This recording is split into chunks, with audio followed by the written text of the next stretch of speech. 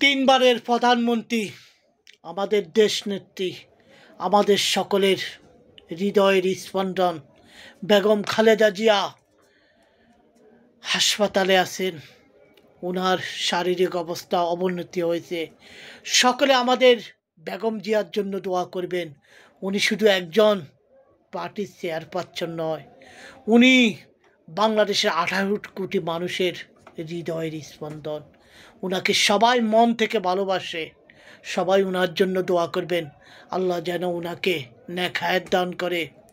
আমাদের বেগম জিয়ার জন্য, বেগম খালেদা জিয়ার জন্য সবাই একটু দোয়া করবেন। আল্লাহ যেন ওনাকে নেক হায়াত দান করে। উনি যেন এই বাংলার জমিনে আরেকটা সুন্দর ঐতিহাসিক ভাষণ দিতে পারে সুস্থ হয়ে। আমরা সেই অপেক্ষা আছি। আল্লাহ যেন ওনাকে সুস্থ করে, ভালো করে। আল্লাহর কাছে আমরা সকলেই দোয়া করব আমাদের দেশনেত্রী বেগম খালেদা জিয়া যেন উনি ভালো থাকে।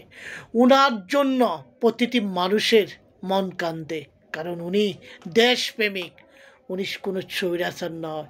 ওনার মন অত্যন্ত ভালো। উনি সকল জনগণকে মন থেকে ভালোবাসে। আমরা চাই ওনাকে আল্লাহ সুস্থ করে দেখ।